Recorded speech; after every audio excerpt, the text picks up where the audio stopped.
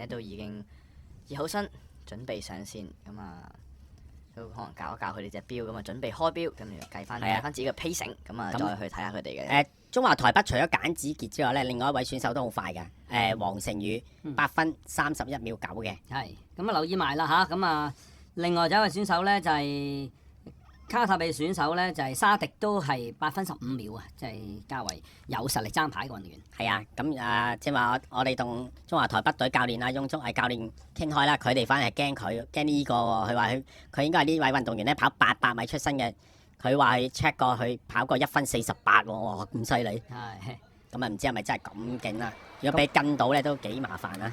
咁如果佢尾速咁強，可能最後決勝關鍵都有啲優勢喎，係咪啊，葉 Sir？咁睇下個速度點放啦，大家你睇我睇你咧就佢着數啦。咁睇一睇起步咧就簡之傑係採取咩戰術啦？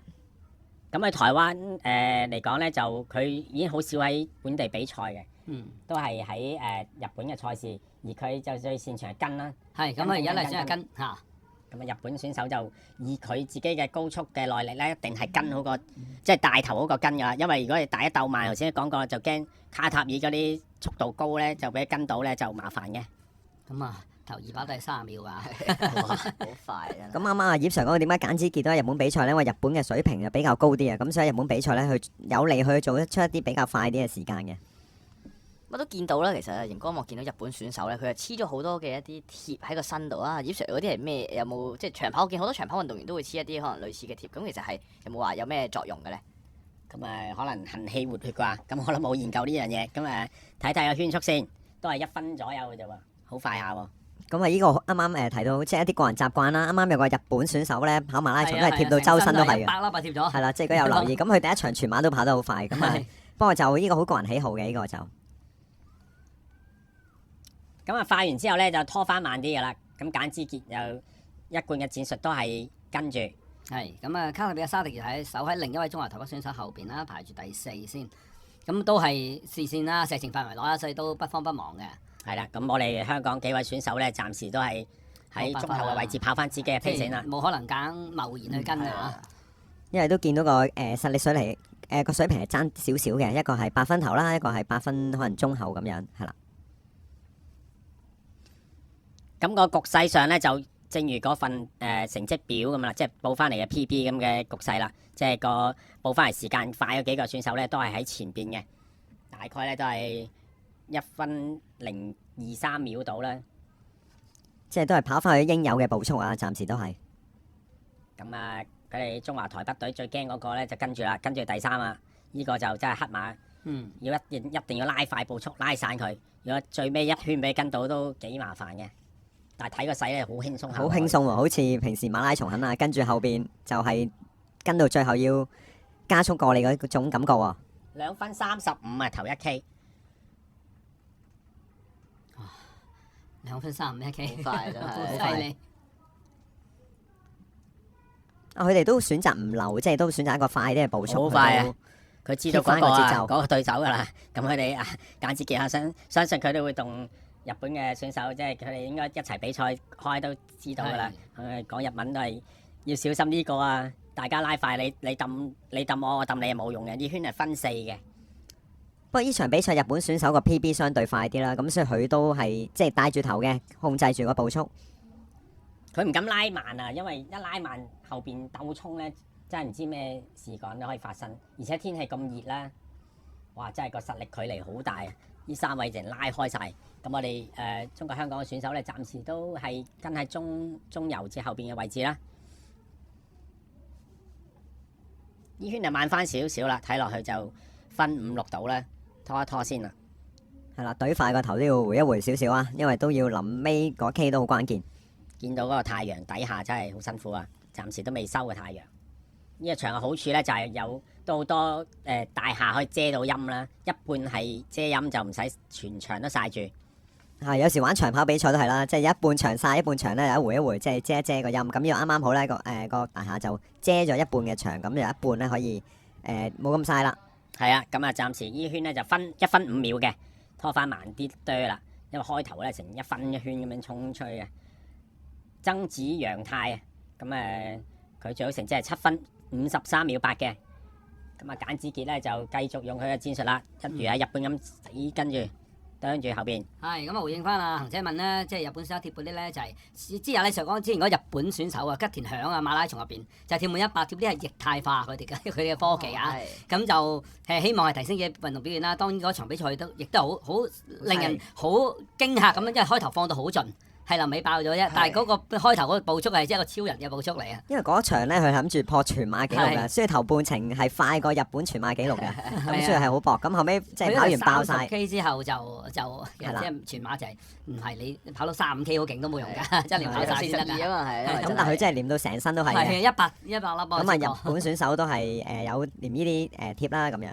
其實好多即係運動科技好多堅密嘢嘅，同埋真係研究出嚟，但係咪真係繼續落去都用咧？好似早30年踢波啊，科拿都貼過鼻貼㗎，跑步人哋都有貼㗎，話幫助呼吸。咁但係而家冇人貼㗎啦，即係個鼻夾啊。講翻比賽啦，咁頭先個圈咧就跑分5嘅，咁頭嗰2 K 5分20左右啊，相當快，冇慢過，係唔係流嘅呢個 pace？如果跑到落去咧，就隨時8分內嘅。係。咁簡子傑咧，如果跟到嘅話咧，有機會亦都打破佢中華台北嘅紀錄㗎。